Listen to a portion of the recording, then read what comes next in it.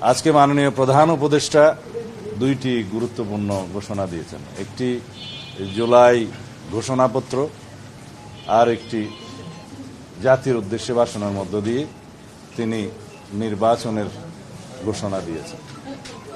আমরা দুটোকেই স্বাগত জানাই।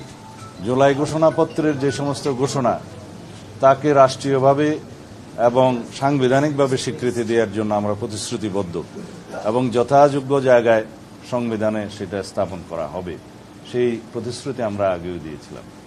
এবং জুলাইয়ের যোদ্ধাদের, জুলাই শহীদদের, ছাত্র গণ অভ্যুত্থানের যারা শহীদ হয়েছেন তাদেরকে জাতীয় বীরের মর্যাদা দেওয়াটা সমুচিত হয়েছে, সেটা আমাদের প্রাণের দাবি। এবং রাষ্ট্রীয়ভাবে সহযোগিতার প্রতিশ্রুতি তিনি যেমন দিয়েছেন, সারা জাতি দিয়েছে, আমরাও দিচ্ছি।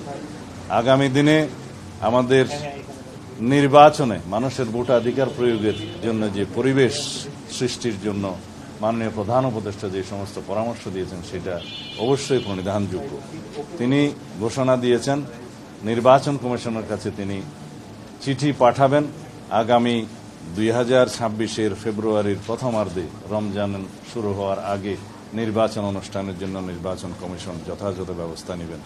অবশ্যই নির্বাচন কমিশন তফসিল ঘোষণা করবেন যথাসময়ে, কিন্তু মাননীয় প্রধান উপদেষ্টা আজকে যে নির্দেশনা দিয়েছেন তার ভাষণের মধ্য দিয়ে এবং চিঠি প্রদান করবেন নির্বাচন কমিশনকে যা বলেছেন, সেই ঘোষণার জন্য আমরা সবাই অপেক্ষা করছিলাম এবং সারা জাতি অপেক্ষা করছিল। এর মধ্য দিয়ে বাংলাদেশে যে নির্বাচন অনুষ্ঠান নিয়ে যে একটি দুদুল্যমানতা ছিল বলে অনেকে মনে করছিলেন, তাদের মধ্যে সেই দুদুল্যমানতাটা রইল না এবং সারা জাতি একটি নির্বাচনমুখী পরিবেশের মধ্য দিয়ে যাবে এবং সেই নির্বাচনের আবহ সৃষ্টি হবে। আগামী দিনের নির্বাচন ইনশাআল্লাহ সুষ্ঠু, নিরপেক্ষ, অবাধ এবং বিশ্বের মধ্যে সবচাইতে প্রশংসিত একটি নির্বাচন অনুষ্ঠান হবে বলে আমরা আশা করি এবং সেই লক্ষ্যে সমগ্র জাতিকে এবং সমস্ত জনগণকে প্রস্তুতি নেওয়ার জন্য আমরা আমাদের পক্ষ থেকে আহ্বান জানাচ্ছি। ধন্যবাদ। আমরা মনে করি এই ঘোষণার মধ্য দিয়ে রাষ্ট্রে রাজনৈতিক স্থিতিশীলতা আরো বেশি প্রতিষ্ঠিত হবে এবং কোন রকমের কোনো অনিশ্চিত পরিবেশ বা ব্যবসা বাণিজ্য বিনিয়োগে আর থাকবে না, সবকিছুই সচল হবে এবং গতিশীলতা পাবে। আমরা এটাই আশা করি। ধন্যবাদ।